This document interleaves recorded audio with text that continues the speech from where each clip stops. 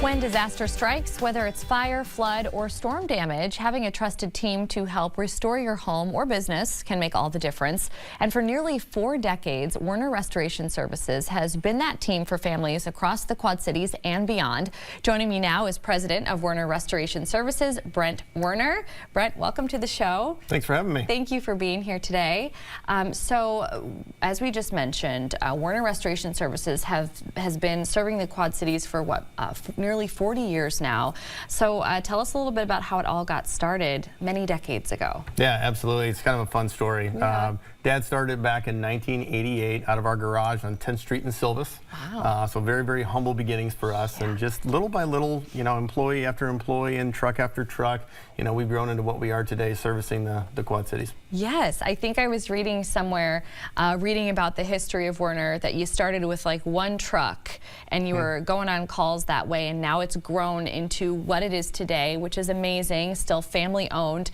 What do you think has been the key to that growth over all these years? Yeah, it's really just sticking to the foundation of who we are and what Dad built the company on, is doing the right thing, doing it all the time, putting the customer first, trying to take care of our employees, and it's simple stuff. It's nothing fancy. Yeah, keeping everybody happy. So for those who may not be familiar, what types of restoration work does Werner do? I mean, I know we talked about fires, we talked about flooding. I mean, that really does seem to be kind of a wide range. It is. It is. We tend to get involved in a lot of different things. Okay. Primarily, though, it is the water damage, the structure drying, fire restoration, mold remediation, and then, of course, in late spring, early summer, when we have those big thunderstorms come through and tornadoes, we do storm damage repair as well. Okay.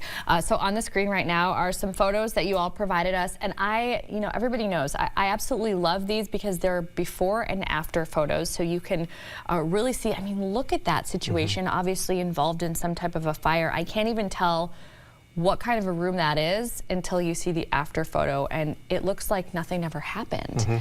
That is incredibly impressive. So when somebody goes through something terrible like that, whether they have a fire in their home or a flood or there's storm damage, what is the process from start to finish? They give you a call, and then what happens? Sure. It really is, it's job to job. Okay. So there's a lot of different things that are going on, but primarily we're going to come out and address your concerns. Everybody's a little bit different. Everybody's concerned about something a little bit different. Okay. But we'll write up a scope of work and provide an estimate for the services that you need to get you back to a pre-loss situation. And then once things are ready financially, we get started, get you taken care of. Okay, wonderful. Mold remediation, you mentioned that's something that you guys tackle, obviously, when it comes to a flooding situation or maybe storm damage situation. That really must come up a lot. But why is addressing mold quickly such an important factor? Sure.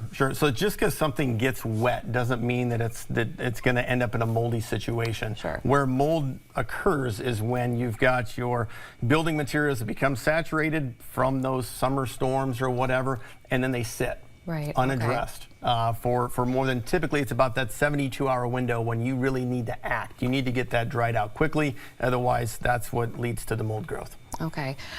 So one thing that you wanted to talk about today, and you've mentioned actually a couple of times, is how important prevention is when it comes to home damage. You actually brought some items with you here today as well. So can you kind of take us through maybe some small things that homeowners can just keep in mind? Absolutely. Just a couple quick things. Right now, I'm sure I'm like most of the Quad Cities, and I still have my hose, my garden hose, hooked up to the hose bib outside. And that's fine because it's 60-some degrees today. But in about a month, it's going to turn really, really cold. And what's going to happen if you have that hose hooked up? This is going to break, just like this line here. And well, what a lot of people don't understand is when you shut this off, it actually shuts off inside the home. So come springtime, you won't even know it, and you're going to go out, you're going to turn that hose on, and you're not going to have great water pressure. And you're going to fill your basement up with water as well. So right now is a great time to go out, unhook that hose, so you don't have any freezing problems. This 100% happened to me. So if you're wondering why I'm kind of smiling right now, I didn't unhook my hose on time a couple of years ago in spring, and I hooked it, and my whole basement, I couldn't figure out where the water was coming from. And I had exactly one of those in there. Sorry, keep going, Brent.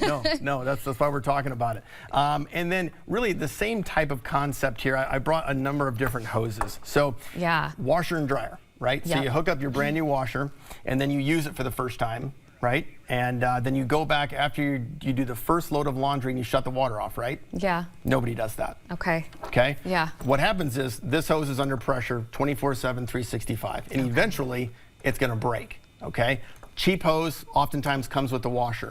Replacing it with a braided line, okay, these don't break. Okay.